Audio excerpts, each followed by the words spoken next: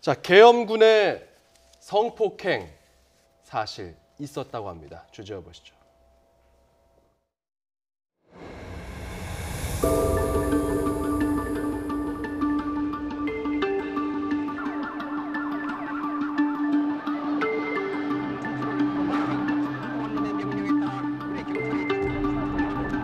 현재까지 일단 공식적으로 17건에 대해서 성폭행 피해 사실을 확인하였습니다.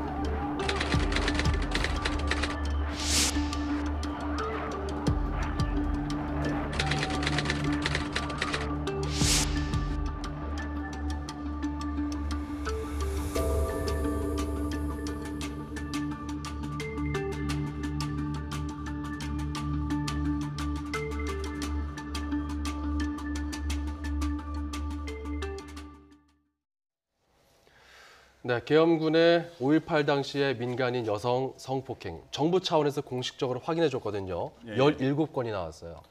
예, 그동안 5.18 관련해서 계엄군의 다른 이러한 발포를 했다든가 그다음 이런 것들을 헬기에서 사격했다든가 이런 것들은 그동안 나왔습니다만은 예. 이런 성폭력 관련해서는 일부 소문으로만 흘러다녔었거든요. 근데 이번에 정부 차원에서 처음으로 공식적으로 확인했다는 데 의미가 있는데 일단 17건의 성폭행이 있었다고 하는 게 현재 일종한 5.18 계엄군동 성폭력 공동조사단에서 이거를 일단은 현재 밝혀낸 상황입니다. 그래서 주로 현재는 여러 가지 조사가 주로 피해자 중심으로 지금 이루어져 있기 때문에 이제 앞으로의 과제는 뭐냐 하면 가해자를 찾아내면서 이거를 피해자가 있으면 가해자를 찾아내면서 이거를 정확하게 시간과 장소 이런 거를 하고 해가지고 어떤 식으로 했는지 해서 이거를 이제 결국의 목적은 이거에 대해서 과거 이런 걸 처벌하고 네. 그다음에 사실을 규명해서 처벌을 하고 앞으로 재발이 방지할 수 있도록 이렇게 하도록 하는 방향으로 가야 될 것 같습니다. 네, 피해 사례를 들여다보면 끔찍합니다.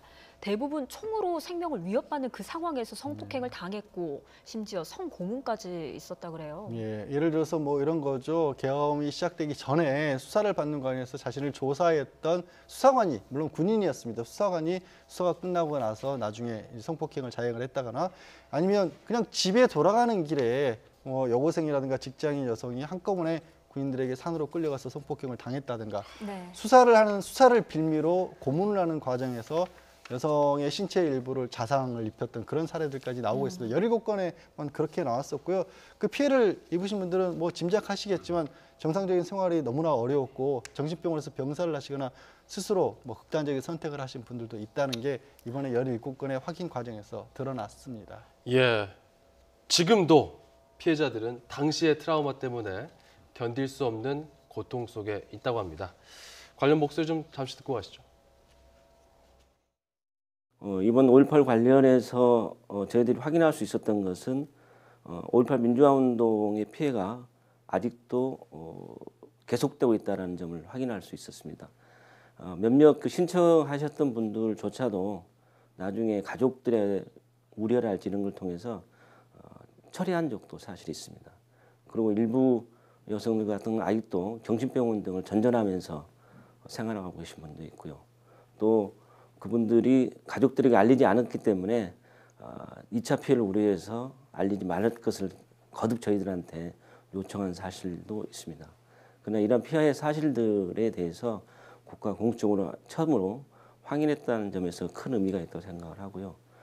향후에 이분들에 대한 진상조사를 함에 있어서도 2차 피해가 발생하지 않도록 치유센터랄지 전문 상담원, 전문 조사원에 대한 조사가 필요하다고 생각합니다. 또 필요한 경우에는 트라우마 센터에서의 치료도 필요하다고 생각을 하고요.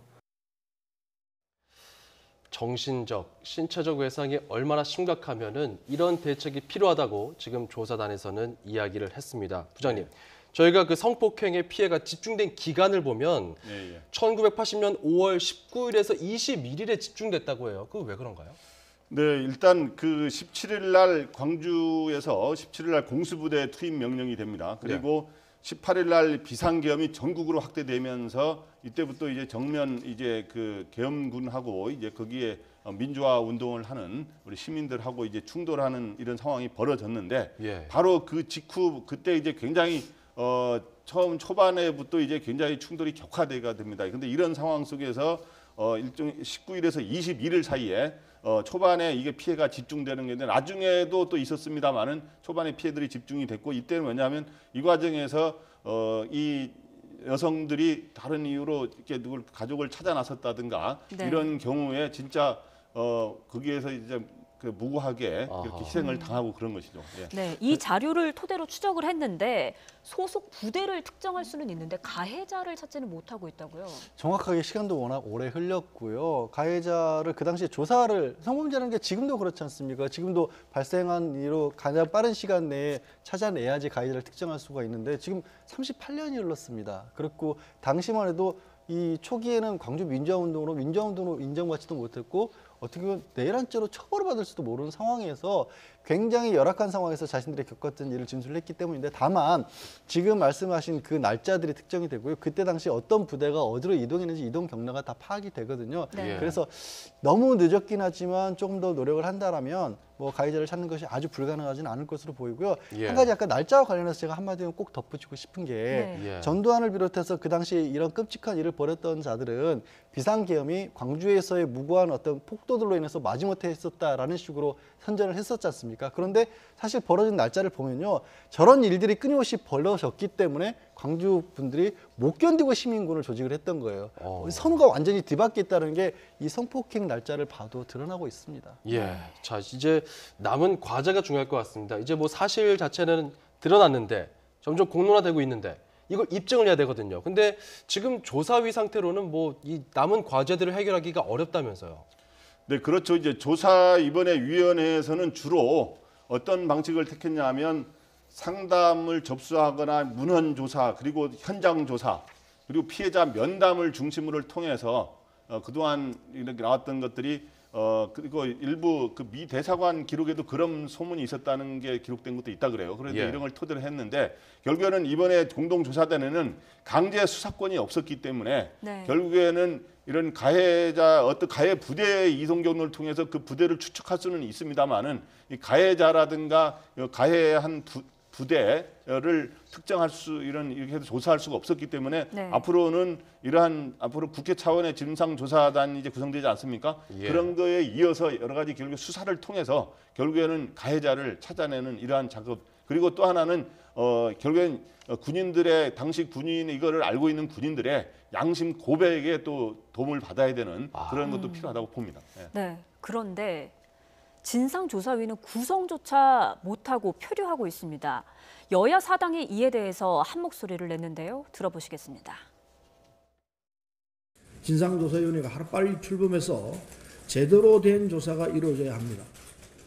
자유한국당이 이런 국가폭력의 슬픈 사실 앞에 부끄러움을 함께 해야 하고 5.18 진상조사위원회 출범을 늦추고 있는 것을 통절히 반성해야 한다 생각합니다.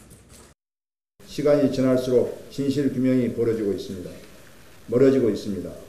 시간이 없습니다. 다시 한번 자유한국당과 청와대에 촉구합니다. 자유한국당은 금주 내로 조사위원을 추천을 하지 못한다면 추천권을 다른 정당에 넘기십시오. 한국당이 오늘이라도 빨리 적합한 5.18 진상조사위원을 제출할 것을 촉구하고 5.18 당시의 성폭행에 대한 철저한 조사를 촉구합니다.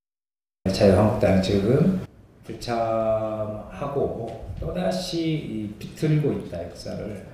그것은 역사를 거역하는 또 반역의 그런 무리들과 다를 바 없는 행위가 될 것임을 엄중히 경고하지 않을 수 없습니다. 객관적이면서도 상식적인 위원 선발이 결코 쉬운 일은 지금 우리 당 사정으로서는 아닙니다. 그렇지만은 아픈 상처가 잘 치유되고 회복될 수 있는 그런 측면에서 5.18 진상조사위원회가 구성 운영되어질 수 있도록 저희들도 최선을 다하겠습니다.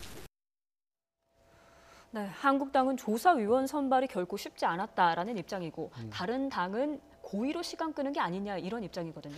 그러니까 자유한국당 얘기는 뭐냐면 지금의 정치적인 상황에서 더군다나 5.18 광주민주화 관련된 문제에서 누가 자유한국당의 추천을 받아서 진상조사위원회에 들어가고 있는 걸 꺼려한다라는 겁니다.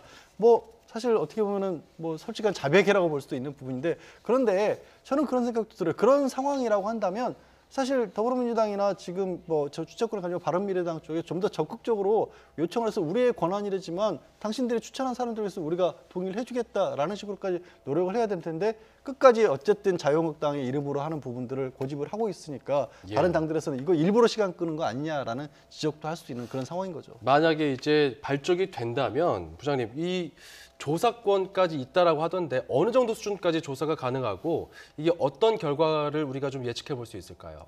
네, 그러니까 국회 차원의 진상조사위가 구성이 되면 여기 이제 관련 법이 있기 때문에 어느 정도의 조사권은 갖게 됩니다. 어느 정도 이제 그런데 이제 검찰의 이제 강제 수사권 정도의 그까지는 안 되는 것이고요. 예. 그래서 이제 국회 차원에서 우리가 국회에서는 여러 가지 우리가 뭐 이걸 떠나서라도 국정조사라든가 여러 가지 하면 상당한 또 권한이 있는 거 아닙니까? 그래서 아하. 이제 국회 차원의 또 보조적인 여러 가지 방법을 통해서 예. 많이 규명할 수 있습니다만은 어떻든 한국당은 제가 보기에 두 가지 때문인 것 같아요. 아까 말했지만은 한국당의 이름으로 이걸 나서서 적극적으로 하려는 이런 전문가들이 적은 측면이 있고 또 한국당이 과연 5.18 진상규명에 대해서 아주 적극적으로 지금 빨리 조속히 진상규명을 하는 의지가 좀 약한 거 아니냐 하는 그런 생각이 듭니다. 예, 네.